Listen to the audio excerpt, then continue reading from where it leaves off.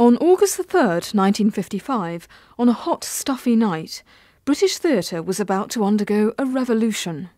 Your hand. Take it. Come to my arms. Your arms. My breast. Off we go. How time flies when you have fun. What do we do now? While waiting, While waiting. we could do our exercises. Samuel Beckett's play, Waiting For Godot, opened that night at the Arts Theatre in London. It immediately provoked a swirl of controversy and very nearly disappeared from the stage. Yet now the play is spoken of by some as the single greatest theatrical milestone of the 20th century.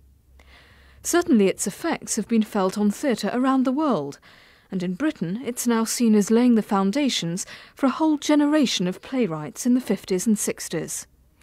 To many it's now regarded as more influential than the work of either Harold Pinter or John Osborne. Having left his native Ireland and living in Paris, Beckett was inclined to write his plays first in French and then translate them into English, as he'd done with Godot. Until his death in December 1989, he continued to produce extraordinary work, austere, terrifying, sometimes almost unbearable, yet often grimly funny. Characters emerged from dustbins to deliver bleak, finely tuned statements of despair. In Not I, all that's seen is a jabbering mouth. The actress Billie Whitelaw regards that role as the most testing of her career, even though she'd become a close friend of the playwright who gave her endless, detailed coaching. But for the cast of the first British performance of Waiting for Godot, Paul Daneman as Vladimir, Peter Woodthorpe as Estragon, Peter Ball as Pozzo, and Michael Walker as the boy, for them there was no direct assistance. They had to rely solely on the director, 24-year-old Peter Hall. Now he and the cast recall that first encounter with the text of this theatrical landmark, Waiting for Godot, the play in which two tramps sit under a scraggy tree and wait for help which never comes. I read it, I remember, in the break of the technical rehearsal for Morning Becomes Electra, and I read it straight through. I don't think I can possibly say that I thought, hooray, this is the masterpiece of the mid-century. I did think, though, that it was an extraordinarily interesting play because it was so lyrical, poetic, and evocative.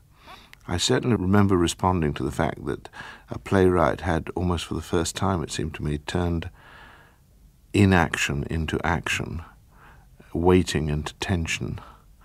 And I also thought it was very funny. So I decided I would have a go. Frankly, I was appalled when I got the script. I couldn't understand a word of it, and at first reading I thought that either the author or I must be potty. Yet on closer scrutiny, I couldn't help seeing that it was what is known as an original play. Pozzo in Waiting for Godot appeared to be written entirely in symbolic undertones or overtones.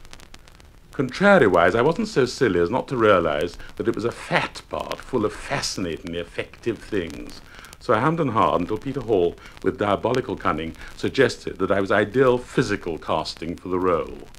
I accepted, not liking to tell him that the script had arrived with the name of the late Alexander Gage on it. It was a pure fluke that I was in it. I was at the Old Vic at the time. The play had been sent to almost everybody. So I went home from the theatre with it under my arm, and I made myself a big pot of black coffee, sat up in bed, and started to read it, and I immediately thought that I had actually gone mad. I'd never seen a play like this before. I mean, I'd seen some pretty bad plays, but this clearly wasn't the work of a madman. But I couldn't make head nor tail of the style of the play, or what it was trying to say. It seemed to break every theatrical rule that I knew. Incidentally, I was originally intended to play Estragon, not Vladimir. I think Cyril Cusack was going to play Vladimir, and Cyril withdrew at the very last minute. In 1955, I was appearing in a Cambridge Footlights review at the Scala Theatre in London. It was during the long vac, and I was due to return to the university in October to complete my course there. One day, the phone rang, and a lady from the Arts Theatre Club asked me if I'd like to play a tramp in a new play there. She said, or so at least I thought at the time, he's on at the beginning of the play. I gladly accepted, thinking how kind it was of Peter Hall to give me the experience of a small part in a professional production. I didn't get the script until the day before the first reading, and found out that what the nice lady on the phone must have said was, he's on from the beginning of the play. Because Estragon, my part, was on every single page, and what's more, I didn't understand a word. I was living in London with my parents, and this young man, Peter Hall, I'd worked with on a previous project, and he called me, and I had 2 offers at one time, which is very rare for me. It still is, but I got a call from a repertory company just outside London to do another Agatha Christie. And the great advantage of Waiting for Godot was that I could walk to the theatre and save the train fares. So I thought, on the whole, it would be the wisest thing to do. The only problem was I could not understand a word of it and thought it was some sort of joke by Peter Hall. Plays in those days sort of began with a white telephone and the maid coming in saying her ladyship should be home by tea. And you don't really start a play saying, there you are again, am I? I mean, it was just a new thing. I think it was a much bigger revolution in our theatre history than even the great work of John Osborne, because he chose new subjects, but this was a new way of writing for the theatre completely. This was a new language in the sense that it was so understated. It depended so much on premeditated, preordained pauses written in by the author, by a particular kind of mime theatre, which has always been one of Sam's extraordinary obsessions. It also was a kind of dialogue which I suppose would have held no terrors even then for, say, Morecambe and Wise, crosstalk apparently going nowhere, but which the average actor looked at and found tedious. Peter Hall, to my astonishment, didn't even talk about it. He did say something about, if we analyse every line, we'll never open because it'll take forever. So why don't we this morning just read it? My first memory is how funny it was. And I do believe that any production of this play, the laughter should be ringing round the theatre, and also the tears, straight away as we began to read it out loud, not knowing what it was all about really in general, but it worked. These people were real, the answers were real, and, you know, to have a run of conversation and then an awful, bored, heavy pause and then say, that wasn't such a bad little canter.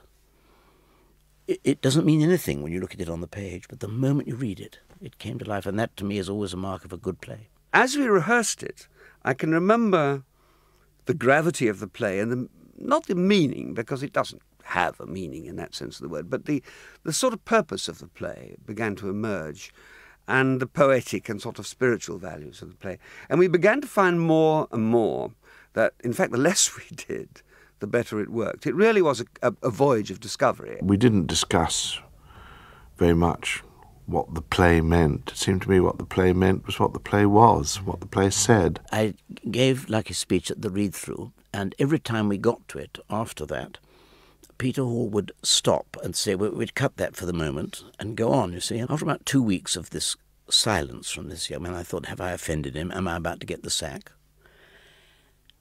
And to me it was very remarkable, just personally, because it marked a sort of high point after which things changed in our theatre.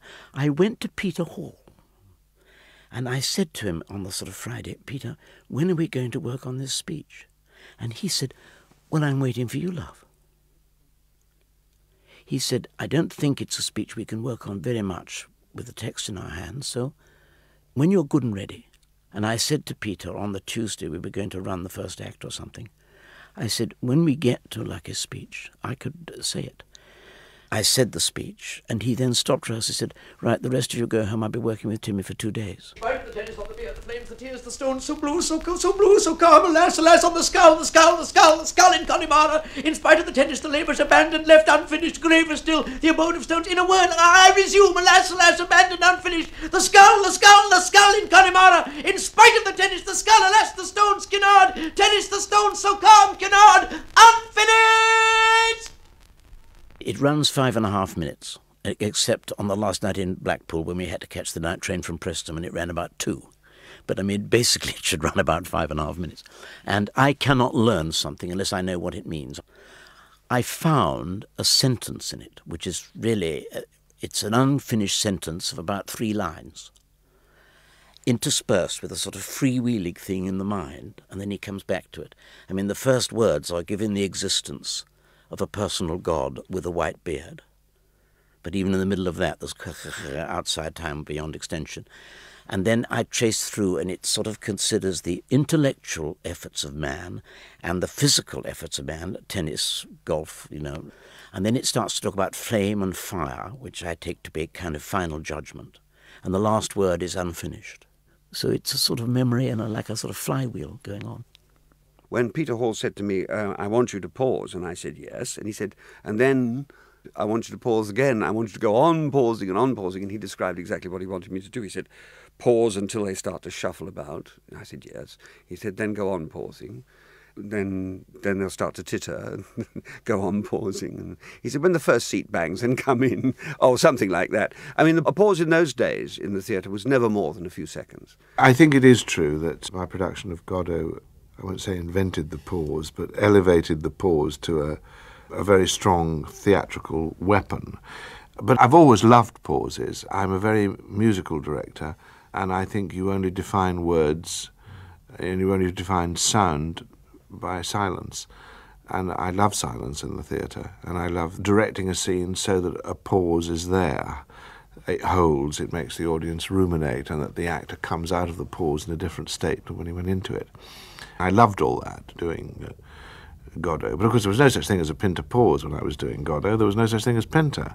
One of the people who came to see Waiting for Godot was a young writer who sent me a play, and the letter said, "Dear Mr. Hall, here is my play. I've seen your production of Godot and liked it very much. I thought my play might interest you. Yours, Harold Pinter." And it was the birthday party.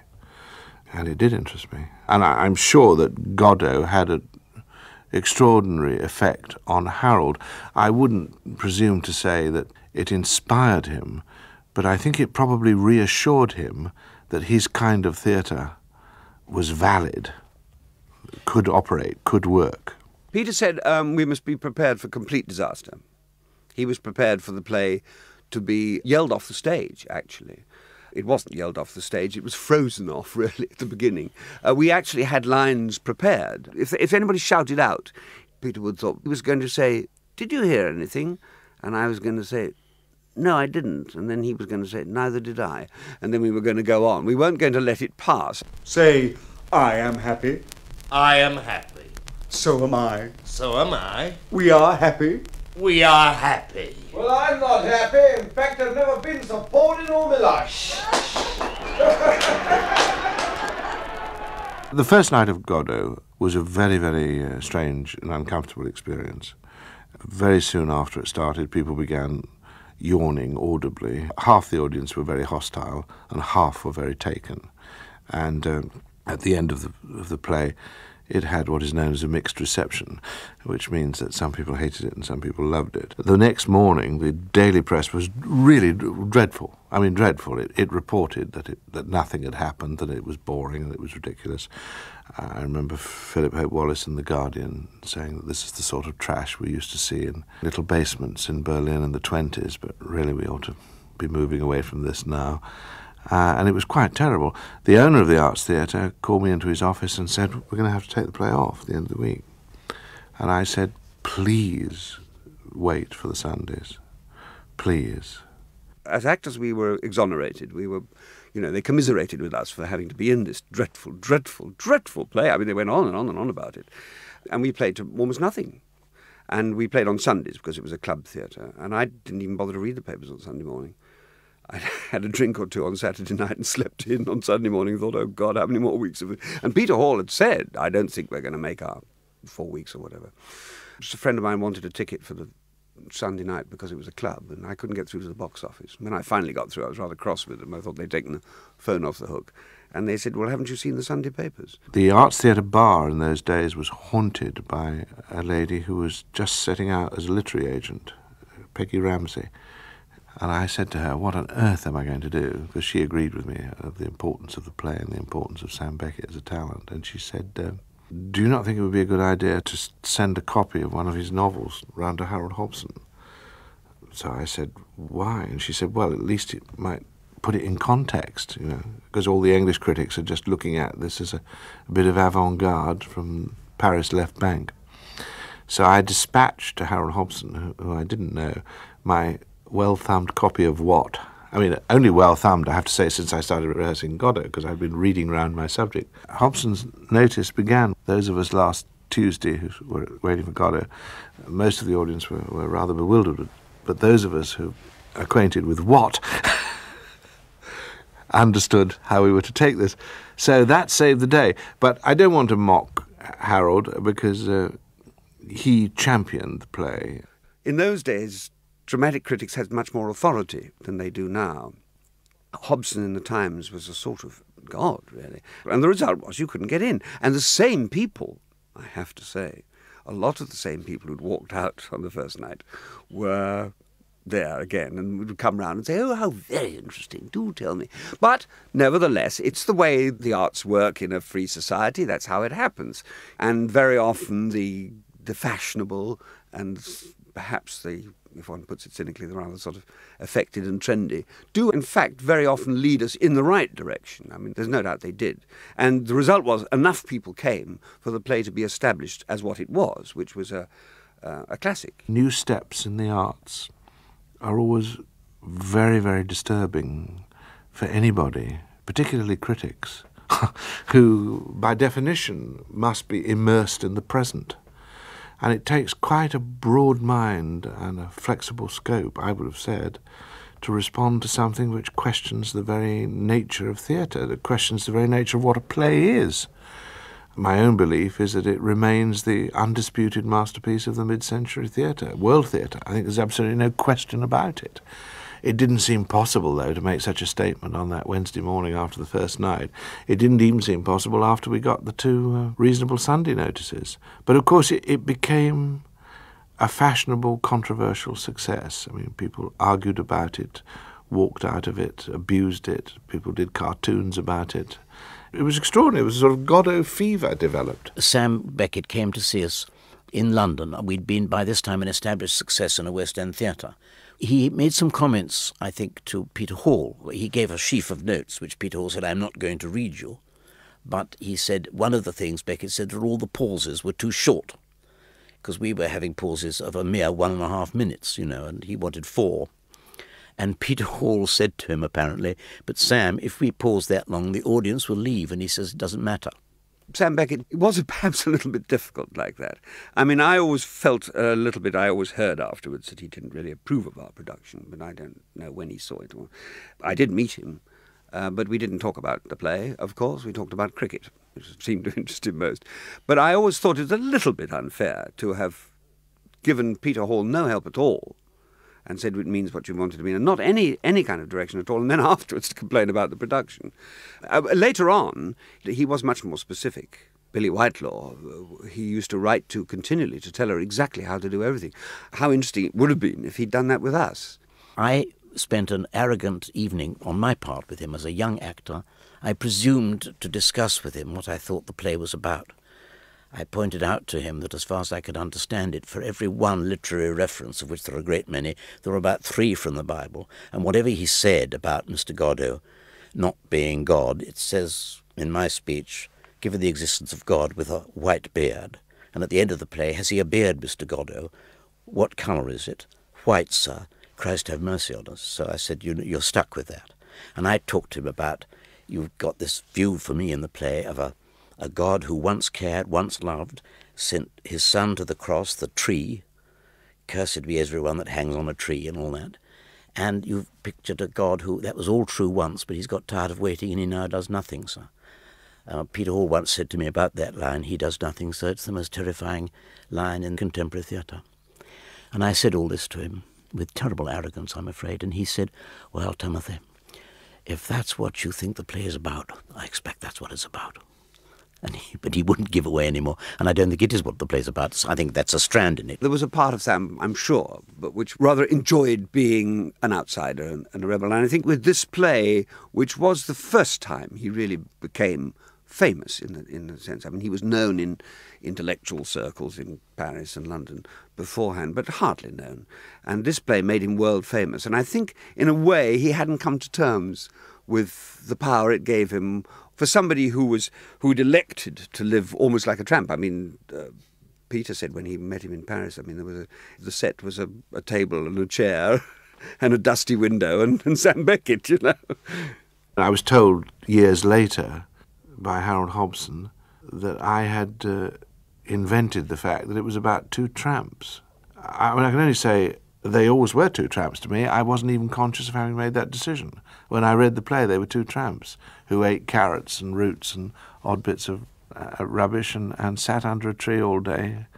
What it is, of course, it's like so many great plays, great situation comedies and all the rest of it. It's a married couple.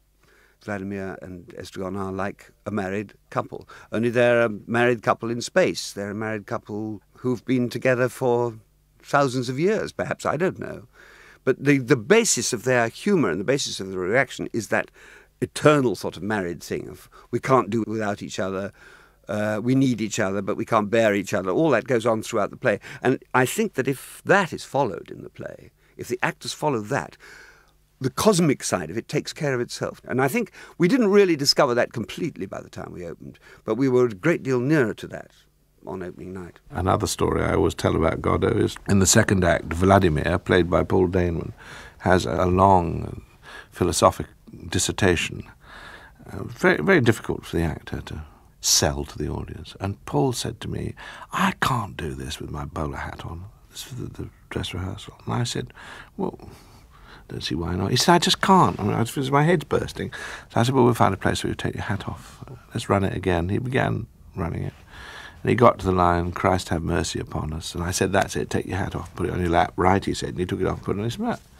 About 4 weeks after we'd opened, Hobson, who was writing about Godot regularly, wrote a whole piece about a particularly Christian moment when Paul took his hat off and said, Christ have mercy upon us.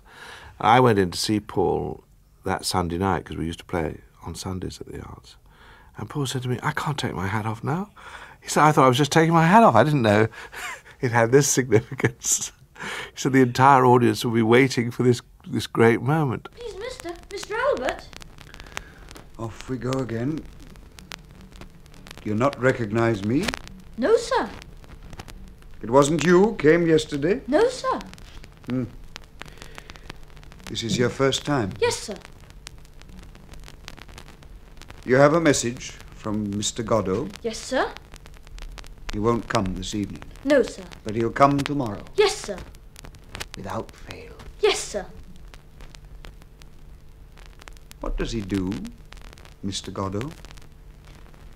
Do you hear me? Yes, sir. Well? He does nothing, sir. Has he a beard, Mr. Godot? Yes, sir. Fair or black? I think it's white, sir. Christ have mercy on us. What am I to say to Mr. Godot, sir? Tell him you saw me and that you saw me. You're sure you saw me? You won't come back and tell me tomorrow that you never saw me before? They are star parts. Star parts in the sense of the French idea of the acteur as opposed to the comédien, where the actor's own personality fills out the role. Like all great parts, just like Hamlet, you know, there are probably as many Vladimirs as there are actors. Both physically and mentally, it was a disturbing play with which to be associated. The bleakness and sordidity of the set and the clothes, the smell, the spitting and the drooling, all of which formed part of the pattern, had a most depressing effect on me, and I'd come to dread going to the theatre. And it didn't help me at this stage in my portrayal to learn that Pozzo represented fascism, communism, Lord Beaverbrook, Randolph Hearst, Mussolini, James Joyce, or, rather surprisingly, Humpty Dumpty. One had to actually get them to trust words, a bit as you have to get actors to trust words in Shakespeare. We live in a non-verbal society where words are used as a means of masking our feelings rather than expressing them. And the theatre of Maugham and Coward and Rattigan and even the theatre of Chekhov and Ibsen, is to some degree based on the fact that you don't say what you think, you don't say what you feel, you use the words in order to disguise what you feel. Beckett was exploring stating feeling to some degree. Not always, but quite often. And in that sense, I think Beckett is the first genuinely poetic dramatist that we've had since Chekhov and Ibsen. And Beckett was using words metaphorically again, which to me was a tremendous excitement. And it opened the gates for Pinter, even for Osborne, for Arden, for Bond. I mean, it's brought words back to the theatre, what Sam did. Then adieu. Adieu. Adieu. Adieu. Adieu. Adieu. Adieu. And thank you. Thank you. Not at all. Yes, yes. No, no. Yes, yes. No,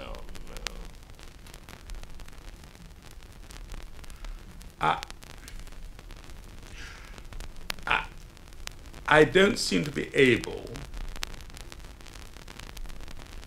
to depart. Such is life.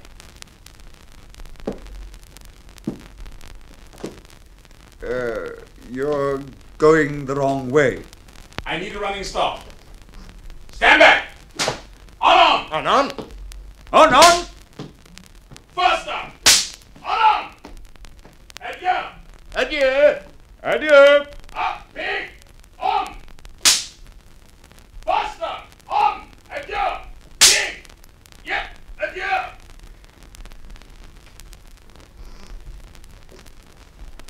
That passed the time. It would have passed in any case. Yes. But not so rapidly. I would love to do Godot again. In fact, it is an ambition of mine, before I hang up my clogs, to do it again. In saying that, I don't have a theory, I want to do this with Godot. I would just like to go and experience it again with 4 actors and find out what it means to me today. One of the great privileges about being a director is that you're paid to spend weeks inside a masterpiece, which is just great. It's a wonderful way of actually getting to know them. And of all the plays I've done, and I've done a couple of hundred, although Godot is 40 years ago, it's absolutely present in the forefront of my mind because it was such a blinding experience. I don't mean that I can remember how I did it, because I can't, or how the actors behaved, or how we rehearsed, because I can't. But then I don't remember those sort of things anyway. That's part of the work process. But I do remember the play, and its strange, luminous humour, and its strange pessimism. I mean, it's a great, tragic play about living, and I don't think you can ask much more of a play. What is it like to be alive, waiting for death?